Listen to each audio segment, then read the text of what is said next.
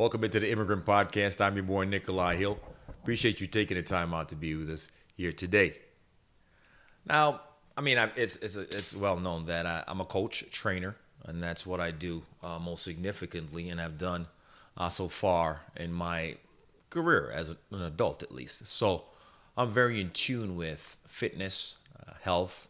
I can't go around telling people that I'm the most healthy or health conscious person in the world because I got bad habits.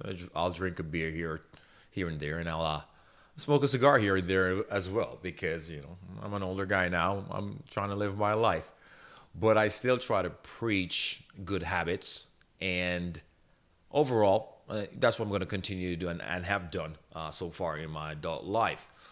Now, one of the things that is obvious and we know that is factual at this point is that less people are exercising than we think. I think exercising and being in the gym has become like fashionable thing. People want to get certain areas of their body in certain conditions. I think there's a lot of cosmetic procedures that we're seeing that are being passed off as people getting in shape or getting fit. And I think that's one of the things that are happening in our society today. So when we find out that a person is no longer with us, we automatically think like, what could happen? What happened? Why aren't they with us anymore? And a lot of the times it's just personal choices with health and not making fitness and doing an activity a main thing. So one of the studies that the CDC has done recently is in the U.S. demographic is go over the obesity rates in this specific market, a market demographic, whatever you want to call it.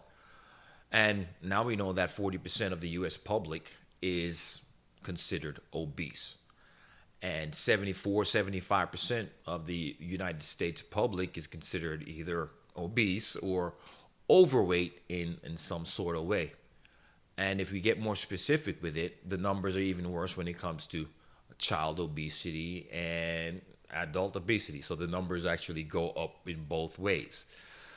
But one of the things that I think this is stemming from is that we're living through a different time in this country. We're coming in a time now where certain things are not mandatory when you're growing up as a child. We know the rates of, even though you see it on the media and you see kids doing this and doing great things there, we would automatically think that there's more kids being active and playing more sports. Obviously, yes, but that's not true. So the truth is that less kids are being active, less kids are playing sports. And one of the reasons is because they have the option. Unlike 30 years ago, 40 years ago when I was a young man, and PE, physical education, was a fundamental part of your classes and in school growing up for both boys and girls to be able to participate. And it was a known fact that this was part of life, getting physical activity because it was important.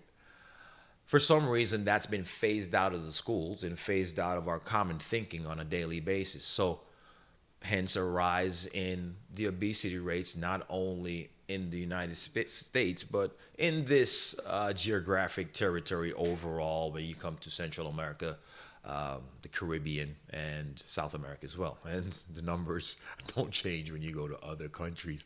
I think probably the only continent that has a set of people that are maintaining their body structure and their weight, maybe not the population, but we're talking about the people in Asia. So one of the things that has been missing from the United States is PE, physical education in the schools, being a mandatory thing for kids. When I was a kid growing up, we had to do something in school, the activities changed over time.